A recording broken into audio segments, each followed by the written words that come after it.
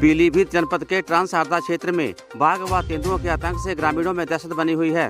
पिछले कई महीनों से बाघ व तेंदुए जंगल से बाहर निकलकर लोगों के गन्ने के खेतों में अपना डेरा जमाए हुए हैं और वह अक्सर खेतों से बाहर निकलकर लोगों के घरों में घुसकर पालतू जानवरों को मौत के घाट उतार रहे हैं।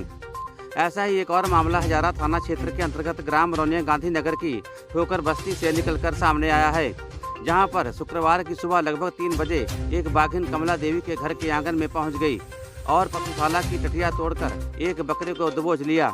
वहीं बकरियों के चिल्लाने की आवाज़ सुनकर परिजन जाग गए और उन्होंने बाघिन को शावकों के साथ अपने घर के आंगन में देखा तो उनके होश फाख्ता हो गए और शोर शराबा करना शुरू कर दिया, जिससे बाघिन अपने शावकों के साथ बकरे को अपने जबड़े में दबोचकर गन्ने के खेतों की ओर भाग गई। इस दौरान घर के आंगन में बाघिन व उसके शावकों के सबसे स्पष्ट दिखाई दिए थे। यहाँ आपको याद दिला दें कि कुछ महीने पहले भी इसी घर में घुसकर बाघ ने एक छात्रा पर हमला कर घायल कर दिया था। इसके अलावा इसी बस्ती में कुछ माह पूर्व भी तेंदुए ने पशुशाला में घुसकर 6 बकरियों को मौत के घाट उतार दिया था। वहीं ग्रामीणों ने इस घटना की सूचना वन विभाग संबड़ानगर खीरी को दी, जिस पर वन कर्मियों ने मौके पर जाकर मौका मुआयना किया और हमेशा की तरह रटी रटाई हिदायतें देकर अपनी जिम्मेदारियों से पल्ला झाड़ते हुए वहां से 9-2-11 हो गए। वहीं इस घटना को लेकर स्थानीय सामाजिक कार्यकर्ता व पत्रकार संतोष कुमार मित्रा तथा स्थानीय पत्रकार गुरसेठ पाल सिंह ने हमें बताया कि बाघ व तेंदुए पिछले कई महीनों से क्षेत्र में आतंक का प्रतीक बने हुए हैं। इसको लेकर वन विभाग संबड़ानगर खीरी से इनसे निजात दिलाने के लिए कई बार कह चुके हैं, पर समस्या जस की तस बनी हुई है। इसके अलावा उन्होंने कहा कि बाघ व तेंदुओं के द्वारा क्षेत्र में मारे गए लगभग 2 दर्जन से अधिक पालतू पशुओं का मुआवजा अभी तक पीड़ितों को नहीं मिला है। वहीं इस घटना को लेकर नाराज ग्रामीणों ने बस्ती में इकट्ठा होकर विरोध प्रदर्शन कर वन विभाग से जंगली जानवरों के आतंक से निजात दिलाने के लिए गुहार लगाई है। वहीं इस घटना को लेकर पीड़ितों के साथ साथ स्थानीय पत्रकारों ने हमें क्या कहा, आगे वीडियो में देखिए। घटना क्या हुई, रात में आया है शेर 3 बजे टाइम, अंदर घुस गया, अंदर से बकरा खींच ले गया है।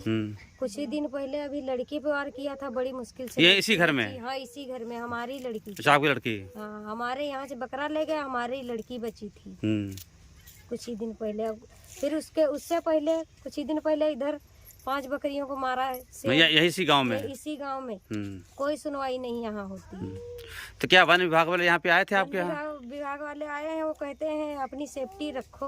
कितनी सेफ्टी हम लोग रखेंगे? जब अंदर चला जा रहा है जानवर तो कितनी सेफ्टी रखेंगे? क्या बाघ था कि बाघिन थी? ये बाघिन है, उसके साथ में बच्चे। अच्छा, बच्चे भी थे। तो क्या बकरा कहाँ से ले गया था? बकरा अंदर से ले गया है, घर के अंदर से? हाँ, घर के अंदर से। तो आप लोगों को कैसे पता चला कि ये? हम लोगों को पता चला, एक ही बार आवाज आई है, जब तक उठ के देखे थे तब तो निकल गया है। तो बकरा ले गया? बकरा उठा के ले गया है। तो आपकी 5 बकरियां मरी थी, तो उसमें आपको कुछ मुआवजा मिला क्या? कोई मुआवजा नहीं मिला है, मुआवजा कुछ नहीं मिला। तो क्या बताए फॉरेस्ट के लोग? क्या बता रहे हैं, पर साल गया तो कह रहे हैं मार्च से, फिर मार्च में मिलेगा, फिर अब की गए हैं तो कह रहे हैं मार्च में मिलेगा। यही आके बस बता जाते हैं, हल्ला मत बताओ, मिलेगा, आएगा, सबको आएगा। अरे सर, ये इसके लिए प्रबंध किया जाए, इसको रोका जाए।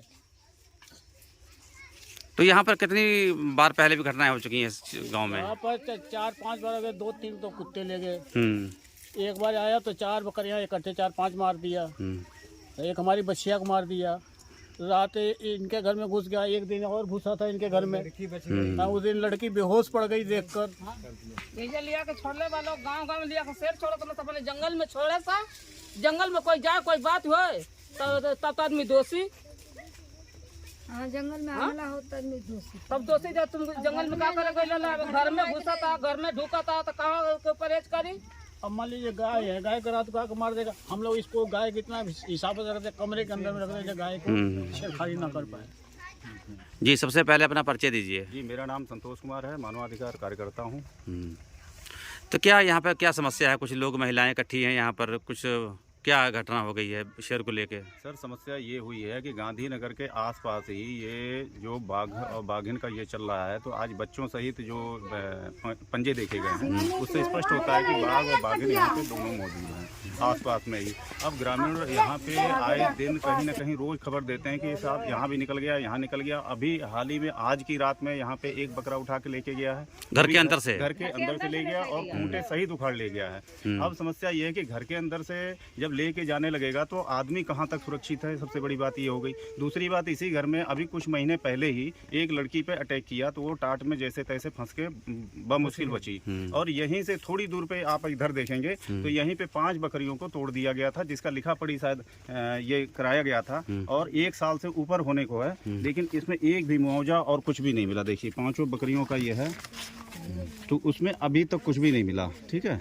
और उसके बाद वन विभाग से कई बार अपील ये की गई कि भाई इनके लिए जो बाघ हैं इनका किसी तरीके से कोई ऐसा निस्तारण निकाला जाए जिससे क्षेत्र के लोगों में जो दहशत बनी हुई है वो दहशत कम हो और आराम से लोगों का जनजीवन जो है सामान्य हो सके।